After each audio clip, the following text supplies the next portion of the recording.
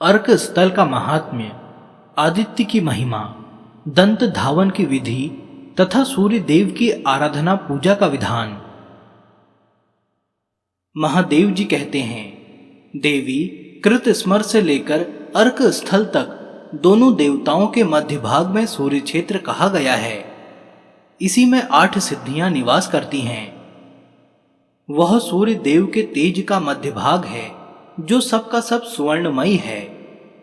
यह क्षेत्र भगवान सूर्य को सदैव प्रिय है। सूर्य ग्रहण का पर्व आने पर यह कुरुक्षेत्र से भी अधिक पुण्यदायक होता है। सरस्वती, हिरण्या तथा समुद्र, इन तीनों का संगम कोटि तीर्थों का फल देने वाला है। वहीं देव माता हैं, वहीं भंगेश्वर विराजमान हैं तथा नागस्थान भी वहीं हैं। इस प्रकार संक्षेप से ही यहां अर्क स्थल का महात्म्य बताया गया है। वहां एक विवर आज भी प्रत्यक्ष प्रकट देखा जाता है। उसका नाम श्री मुखद्वार है। प्रिय मातृकाएं उस द्वार की रक्षा करती हैं। जो 1 वर्ष तक नियम से वहां मातृका गणों तथा सुनंद आदि देवों की विधि पूर्वक पूजा करता है, उसे सिद्धि प्राप्त होती है। इसलिए सर्वथा प्रयत्न करके वहां अर्क स्थल के समीप समस्त मातृकाओं का पूजन करे। ये मातृकाएं प्रभास क्षेत्र में सुनंदा गण के नाम से विख्यात हैं। भगवान आदित्य सब देवताओं के आदि कहे गए हैं। वे आदिकर्ता हैं, इसीलिए आदित्य कहलाते हैं। सूर्य के बिना न तो दिन होता है, न रात्रि होती है, न तर्पण होता है, न धर्म अनुष्ठान होता है, और न संपूर्ण चराचर जगत की सत्ता ही रह सकती है। आदित्य ही सदा सबकी सृष्टि, पालन और संहार करते हैं। इस कारण ये त्रयीमय हैं। तीनों लोक इनके स्वरूप हैं। अब मैं मंत्रों द्वारा महात्मा भास्कर के पूजन का विधान बताता हूं। पहले मुख की शुद्धि करके विशेष रूप से स्नान करें। फिर वस्त्र शुद्धि के पश्चात संध्या उपासना द्वारा मन की शुद्धि करें। उसके बाद श्री सूर्यदेव की मूर्ति अथवा किरण का स्पर्श करें। मुख की शुद्धि दातून से होती है, इसलिए पहले उसी की विधि कहता हूं। महुआ की दातून से पुत्र लाभ होता है। मदार की दातून से नेत्रों को सुख मिलता है। बेर की दातून से प्रवचन की शक्ति प्राप्त होती है। बृहति की दातून करने से मनुष्य दुष्टों पर विजय पाता है। बेल और खैर की दातून से निश्चय ही ऐश्वर्य की प्राप्ति होती है। कदम्ब से रोगों का नाश होता है। अतिमुक्तक अर्थात कुंद का एक भेद से धन लाभ होता है। अड़सा की दातून से सर्वत्र गौरव की प्राप्ति होती है। चमेली की दातून से जाति में प्रधानता होती है। पीपल यश देता है। शिरीष की दातून का सेवन करने से सब प्रकार की संपत्ति प्राप्त होती है। चिरी हुई दातून नहीं करनी चाहिए, जिसमें कीड़े लगे हों, जो आधी सूखी या टेढ़ी हो तथा जिसमें छिलका न हो, ऐसी दातून कभी न करे। एक बित्ते की दातून काम में लेनी चाहिए। इससे बड़ी या छोटी हो तो त्याग दे। पूर्व या उत्तर की ओर मुंह करके मौन भाव से सुखपूर्वक बैठ जाए और मनोवांछित कामना मन में रखकर निम्नलिखित मंत्र से दातून को अभिमंत्रित करे। वरदम त्वाभिजानामि कामम यच्छ वनस्पते सिद्धिम प्रयच्छ मे नित्यम दंत काष्ठ नमोस्तुते। वनस्पते, मैं तुम्हें जानता हूं, तुम वर देने वाले हो। मेरा मनोरथ पूर्ण करो। मुझे प्रतिदिन सिद्धि प्रदान करो। दंत काष्ठ, तुम्हें नमस्कार है। इस प्रकार 3 बार जप करके दातून करे। इसके बाद उस दातून को धोकर किसी पवित्र स्थान में फेंक दे। पार्वती बिना चिरी हुई दातून से जीभ को न साफ करे।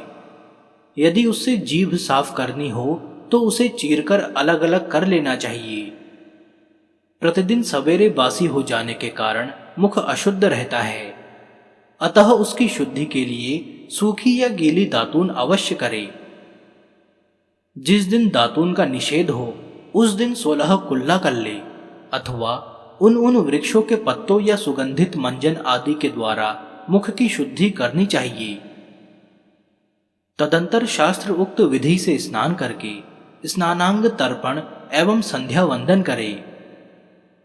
उसके बाद विद्वान पुरुष सूर्य देव को जल की अंजलि दे और पूर्वाभिमुख होकर त्रयाक्षर मंत्र का जप करे। इस प्रकार पवित्र एवं एकाग्रचित्त होकर तांबे के पात्र में कनेर के फूल रखे, फिर उसमें तिल, चावल, कुशा, गंधयुक्त जल, लाल चंदन तथा धूप डाले। इस प्रकार अर्घ्य तैयार करके उस पात्र को अपने मस्तक पर रखे और धरती पर दोनों घुटने टेककर मूल मंत्र का उच्चारण करते हुए सूर्य देव को अर्घ्य दे। जो इस प्रकार अर्घ्य निवेदन करता है वह सब पापों से मुक्त हो जाता है। दीक्षा और मंत्र से रहित पुरुष भी यदि भक्तिपूर्वक 1 वर्ष तक इस प्रकार अर्घ्य दे तो उसके फल को अवश्य प्राप्त करता है। इस जन्म में वह स्त्री सहित सुख का भागी होता है और अंत में भगवान सूर्य नारायण में लीन हो जाता है। मंडल के मध्य भाग में वेदी के ऊपर विराजमान सूर्य देव का ध्यान करके नित्य उनकी पूजा करनी चाहिए। उनके शरीर का रंग लाल है, वे महातेजस्वी हैं, श्वेत कमल के ऊपर बैठे हैं, समस्त शुभ लक्षणों से सुशोभित तथा सब प्रकार के आभूषणों से विभूषित हैं। उनके 2 भुजाएं और 1 मुख है। उन्होंने अपने हाथ में सुंदर कमल धारण कर रखा है। उनका मंडल गोल है, वे तेज के केंद्र हैं तथा उन्होंने लाल रंग का वस्त्र धारण कर रखा है। यही भगवान आदित्य का सर्वलोक पूजित रूप है। इस प्रकार तीनों समय आदर पूर्वक भगवान सूर्य का पूजन करें। उनकी पूजा समस्त कामनाओं तथा फलों को देने वाली है। सूर्य की पूजा के लिए सब प्रकार के विलेपनों में रोली और लाल चंदन उत्तम है। फूलों में कनेर के फूल श्रेष्ठ माने गए हैं। कुमकुम, चमेली, कमल तथा अगरू से बढ़कर सूर्य देव को तृप्त करने वाली दूसरी कोई वस्तु नहीं है। जो इन सभी वस्तुओं से भगवान सूर्य की पूजा करता है उसका संसार में कौन सा मनोरथ सिद्ध नहीं होता। इस विधि से सूर्य देव का पूजन करके परिक्रमा करें और अर्क स्थल को मस्तक से प्रणाम करके सूर्य के सम्मुख सुखपूर्वक स्थित होकर उनका दर्शन करें। ऐसा करने वाला पुरुष कोटि यात्रा का फल पाता है। ब्रह्मा, विष्णु, महादेव, अग्नि और कुबेर आदि सब देवता भगवान सूर्य के आश्रित रहकर द्युलोक में आनंदित होते हैं। इसलिए मैं सूर्य के समान दूसरे किसी देवता को नहीं देखता। महादेवी सूर्य की स्तुति करके मंत्र उच्चारण पूर्वक उनकी 7 बार परिक्रमा करनी चाहिए।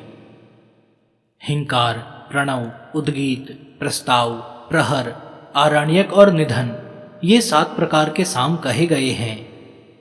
हिंकार और प्रणव न रहने पर 5 प्रकार का साम बताया गया है। पूर्वोक्त 7 प्रकार के साम के अतिरिक्त साध्य नामक 8वां साम है, 9वां वामदेव साम है और 10वां ज्येष्ठ साम कहा गया है, जो ब्रह्मा जी को परम प्रिय एवं उत्तम प्रतीत होता है। इन सब सामों का विधिपूर्वक जप करना चाहिए। जो निष्काम भाव से भगवान सूर्य की पूजा करता है वह इस क्षेत्र के महात्म्य से तथा अर्क सूर्य के प्रभाव से निश्चय ही मोक्ष को प्राप्त होता है। दूसरे स्थानों में 1 करोड़ ब्राह्मणों को भोजन कराने से जो फल होता है वही अर्क स्थल में 1 ब्राह्मण को भोजन कराने से प्राप्त होता है। सूर्य ग्रहण में जो स्नान, दान, जप और होम किया जाता है वह सब यहाँ अर्क स्थल के प्रभाव से कोटि गुना हो जाता है। जो मनुष्य माघ मास के कृष्ण पक्ष में रविवार युक्त सप्तमी को अर्क स्थल के समीप जागरण करता है वह परम गति को प्राप्त होता है। उस क्षेत्र में निवास करने वाले सभी मनुष्यों के लिए अर्क स्थल पूजनीय है। कल्याणकामी पुरुष को चाहिए कि वह भगवान सूर्य पर जल में पैदा हुआ या मुरझाया हुआ अथवा किसी दोष से दूषित या बासी फूल न चढ़ावे। देवी पार्वती ने पूछा, भगवान सूर्य देव को राहु कैसे ग्रस लेता है? महादेव जी ने कहा, देवी, मैं ग्रहण का कारण बतलाता हूं, सुनो। विशेष समय आने पर सूर्यदेव अपनी किरणों से अमृत की धारा बहाते हैं। उस समय अमृत की इच्छा रखने वाला राहु अपने विमान पर बैठकर सूर्य बिंब के नीचे आ जाता है। उसके बिंब से सूर्य का बिंब छिप जाता है। इसी को सूर्य ग्रहण कहते हैं। वास्तव में कोई भी सूर्य देव को ग्रस नहीं सकता। वे निश्चय ही ग्रसने वाले को जलाकर भस्म कर देंगे। पूर्व काल में उस क्षेत्र के भीतर लोकपाल, महर्षि, सिद्ध, विद्याधर, यक्ष, गंधर्व तथा मुनिलोक सिद्धि को प्राप्त हुए हैं। कुबेर, भीष्म, ययाति, गालव तथा सांब ने भी यहां उत्तम सिद्धि प्राप्त की है। यह महात्म्य कथा नास्तिक, श्रद्धाहीन, क्रूर, दोषदर्शी एवं शठ मनुष्य से न कहें। अपने पुत्र, शिष्य, धर्मिष्ठ, ज्ञानी तथा भगवान सूर्य के भक्त को ही यह प्रसंग सुनाना चाहिए। जो तेज का सनातन आश्रय, जल की गति, दिशाओं का अविनाशी दीपक, सिद्धि का खुला हुआ द्वार, जगत का सामान्य नेत्र, आकाश रूपी सरोवर का सुवर्णमय कमल, दिगंगनाओं का दे दीप्यमान कुंडल तथा काल गणना का एकमात्र मापक यंत्र है, वह भगवान सूर्य का बिंब आप सब लोगों की रक्षा करे।